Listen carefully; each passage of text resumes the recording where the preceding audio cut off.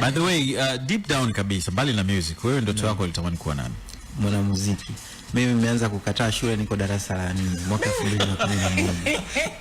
Babangu kwa mara ya kwanza kule ni kijijini nyumbani kwetu, lakini alinipeleka studio sehemu moja Kagera panaitwa Biaramulo. Kuna jamaa mmoja akanirekodia nyimbo yangu ya kwanza inaitwa Piga Jobu. Nimeanza kuandika nyimbo nikiwa darasa la 4. Piga Jobu. Kwa nimeenda hivyo, kwa nilizoea matamasha kuperform, kufanya hivyo Mwenge ukija. Mimi nilikuwa msanii maarufu kule nyumbani. Wa kwenye Mwenge. Mpaka sasa hivi kwa yani ndo hivyo navyoelekea kwao.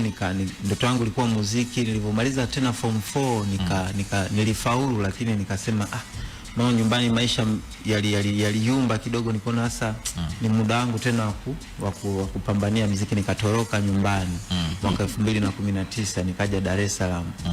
Nikafikia kwenye studio ya washikaji fulani ambao mimi mwenyewe kuna jamaa nilimpokeaga tu kule nyumbani asimjui, ndo nikafikia kwa watu wasionijua pia nikaishi pale. Studio gani ilikuwa wapi? Ilikuwa Tegeta. Oh yeah.